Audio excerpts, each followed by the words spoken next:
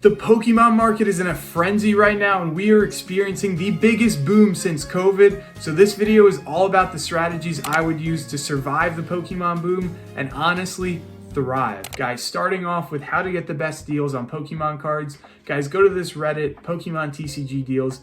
Literally, in order to survive this market, you got to be picking up the sealed product you want to be picking up, whether you want to open it, whether you want to keep it sealed. I know a ton of people are looking for sealed product nowadays. So a website like this Reddit, Discord links or groups where they'll send deals in all the time. Like you see Surging Sparks, ETB's active, Stellar Crown sold out. But guys, people are posting links in here all the time. Take advantage of it. Buy the sealed product that are maybe going on deals, and sealed product that you're not going to be paying double the price for is an amazing opportunity.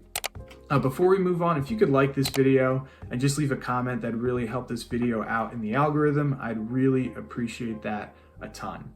Moving on to what also not to do is spending money on Surging Sparks booster boxes for $210. That is nuts. I would not be spending my money on this. I would be looking at other sealed products. Now, this is a booster box that at one point was going for $115 at the bottom, and you see here around November 7th, 8th, it reached its $160 price point.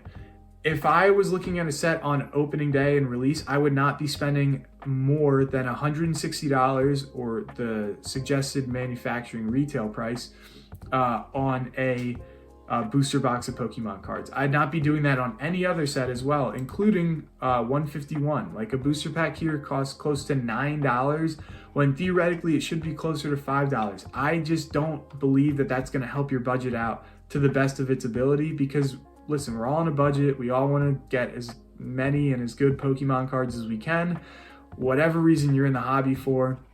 And you know, that's just not okay. I think that this is more of an opportunity, the Japanese side of the house. Why do I say that right now? Well, because of the price per pack and the opening experience. So you see here that there's a $50 booster box, a $44 booster box, $40 for a booster box. Meanwhile, you could buy what, 4 English packs for $40 of 151 compared to 30 packs in this Japanese set. I think that if you want to enjoy opening cards, look over at the Japanese side of the house, because I think opening wise, this will be an incredible opportunity. I also think that cheap sets like Paradox Rift here, this English set for $3.58 a pack, is also an incredible opportunity, which by the way, it's really jumped up. Used to be $3, it's now $3.50.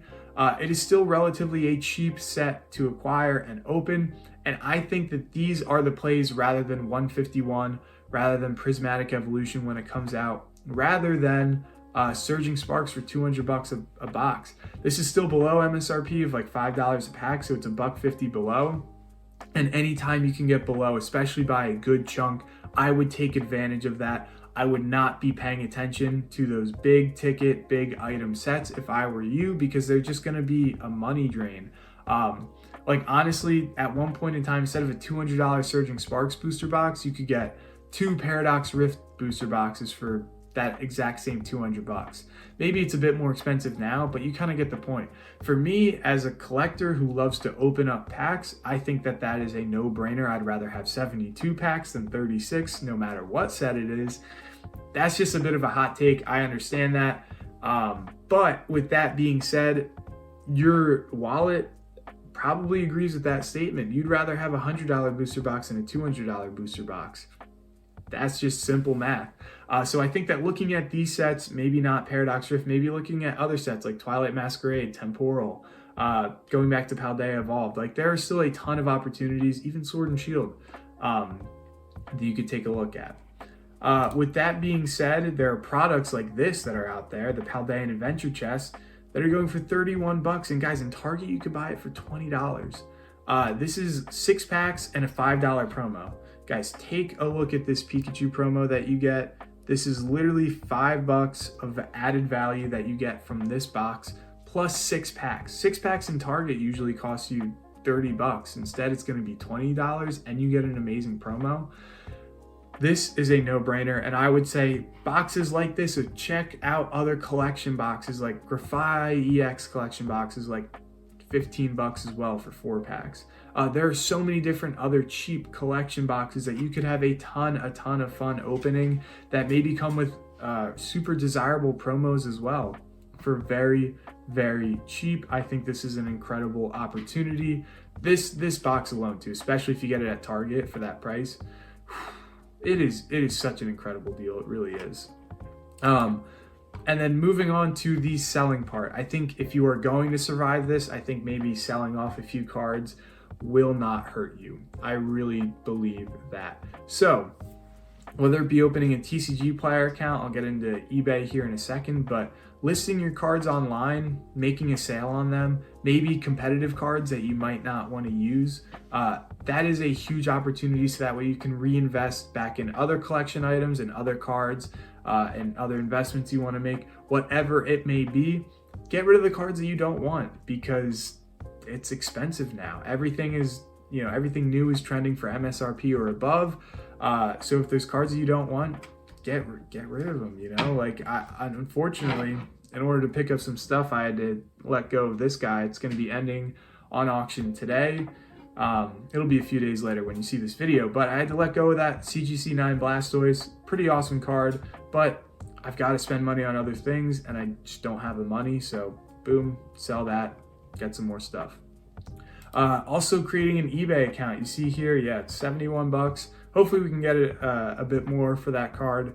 But you see here, Earthen Vessel Reverse Holo, Lugia, Buddy Poffin, a ton of competitive cards that I'm listing because I play casually. I don't need those competitive cards because I'm not sweating out big championships, and you see here that the Buddy Poffin is going for $1.19 just for a single copy of the card. If you're not into the competitive side, sell it off.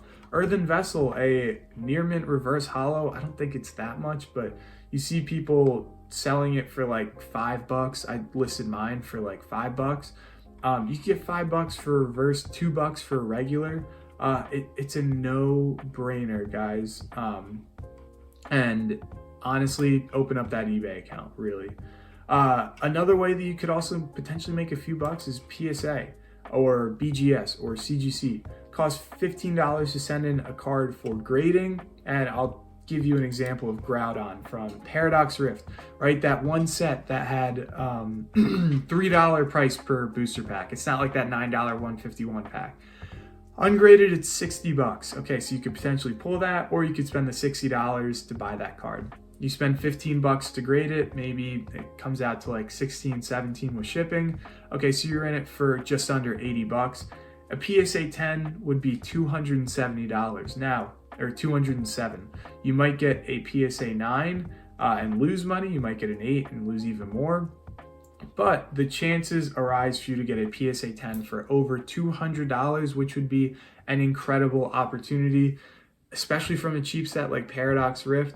There are cards out there that you could, leverage for your advantage, grade them, make a few bucks, and then sell it, reinvest it back into Pokemon, sealed product, singles, whatever it may be. So yeah, with that being said, there are a ton of opportunities out there, guys. I would say not to spend money on the stuff above MSRP right now. Bottom line, look at the other opportunities. That's all I got for you. Appreciate you watching. Peace.